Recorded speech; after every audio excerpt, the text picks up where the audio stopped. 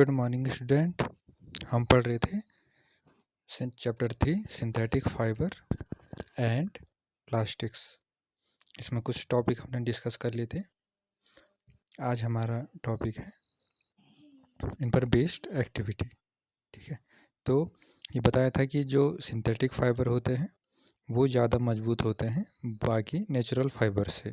ठीक है, चाहे वो नायलॉन है, चाहे वो वूल है, पॉलिस्टर है। ठीक है, तो इनमें जो स्ट्रॉन्गनेस होती है वो कंपेयर टू अदर जो नेचुरल फैब्रिक्स होते हैं उनसे ज़्यादा होती है। ठीक है, और इसको हम एक्टिविटी के माध्यम से भी कर सकते हैं।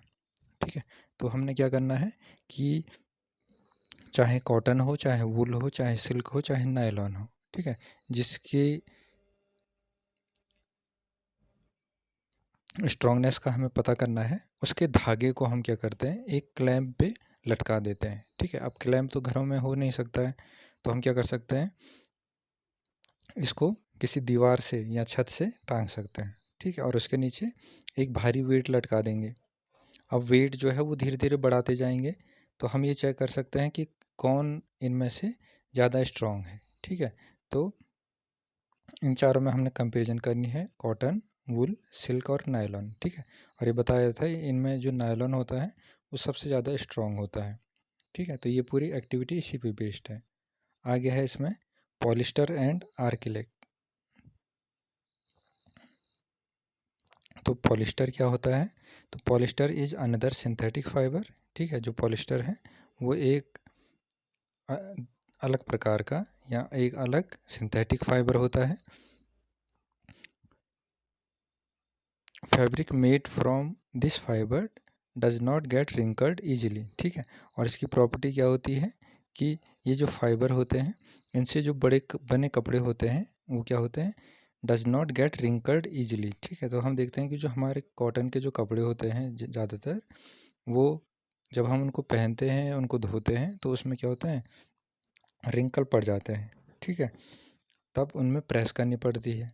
ठीक है, लेकिन जो पॉलिस्टर होता है उसके कपड़े जो होते हैं वो रिंकल फ्री होते हैं। ठीक है, चाहे हम उनको धोएं, निचोड़ें, ठीक है, तो उनमें कोई भी चेंज नहीं आता है, रिंकल नहीं पड़ते हैं। It remains crisp and is easy to wash. ठीक है, तो ये क्या होता है, ये जैसे रहते हैं वैसे ही अपना आकार नहीं बदलते हैं और धोने में भी आसान होते हैं। So it is quite suitable for making dress material. इसलिए इनका जो सबसे ज़्यादा उपयोग होता है वो ड्रेस को बनाने के लिए होता है, कपड़ों को जो हम पहनते हैं उनको बनाने के लिए किया जाता है।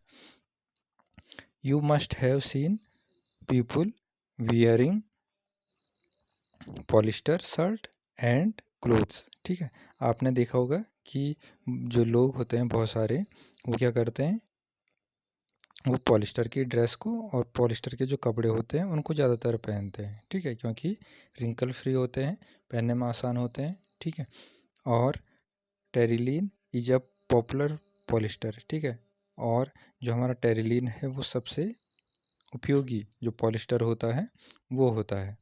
It can be drawn into very fine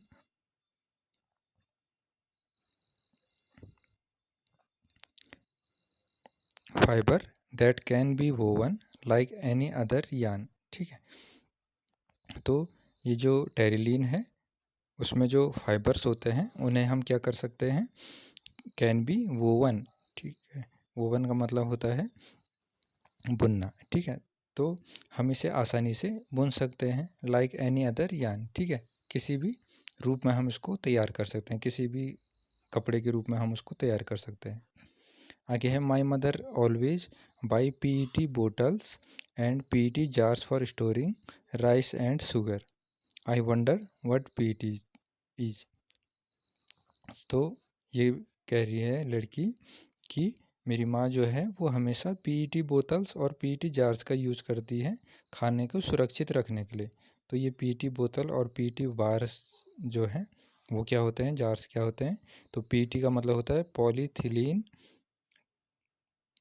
टेरापैथिलेट is a very familiar form of polyester. तो ये भी क्या है, एक पॉलिस्टर का फॉर्म होता है। ठीक है, पॉलिस्टर से बना होता है। It is used for making bottles, utensil, films, wires and many other useful product. ठीक है, तो इसका प्रयोग हम किस चीज़ के लिए करते हैं पीईटी का? इसका उपयोग हम करते हैं बोतल्स को बनाने में, ठीक है, यूटेंसिल मतलब बर्तन बनाने में, फिल्म्स बनाने में, वायर्स और भी उपयोगी जो उत्पाद होते हैं उनको बनाने में हम इसका उपयोग करते हैं। Look around and make a list of thing made of polyester. ठीक है, अपने चारों ओर देखिए और इस आधार पे ही कुछ वस्तुओं के नाम लिखिए जो बने होते हैं पॉलिस्टर से। पॉलिस्टर मतलब होता है पॉली धन Easter, is actually made up of the repeating units of a chemical called an Easter. जैसे नाम ही से हमें पता चल रहा है कि पॉली प्लस ईस्टर, इसका मतलब पॉली का मतलब होता है बहुत सारे, ठीक है, और ईस्टर का मतलब होता है केमिकल। तो जो केमिकल से बना होता है, केमिकल्स की यूनिट से मिलकर बना होता है बहुत सारी। Ester are the chemical which give fruits their smell. तो ईस्टर क्या होता है? ईस्टर एक केमिकल है जो फलों को उनकी खुशबू देता है। Fabric are sold by name like polycot. और इनसे बने जो कपड़े होते हैं उनको क्या नाम दिया गया है? उनको नाम दिया गया है पॉलीकोट, पॉलीवुल, टेरिकोट, ईटीसी। ठीक है, तो टेरिकोट का नाम आपने भी सुना होगा। पॉलीवुल और पॉलीकोट भी उपयोग किए जाते हैं कपड़े को तैयार करने के लिए। As the name suggest these are made by mixing two types of fibres. और ये कैसे तैयार होते हैं? जब हम दो तरीके के जो फाइबर्स होते हैं उनको आपस में मिला देते हैं तो तब ये तैयार होते हैं। पॉलीकोट is a mixture of polyester and cotton. जैसे पॉलिस्टर और कॉटन को जब हम मिलाएंगे तो तब बनता है पॉलीकोट। ऐसे ही polywool is a mixture of polyester and wool. तो पॉलिस्टर और वुल को अगर हम कंबाइन कर दें, उनको आपस में मिला दें, तो एक नए प्रकार का फैब्रिक तैयार होता है जिसे हम कहते हैं पॉलीवुल। ठीक है, तो उसमें क्या होता है?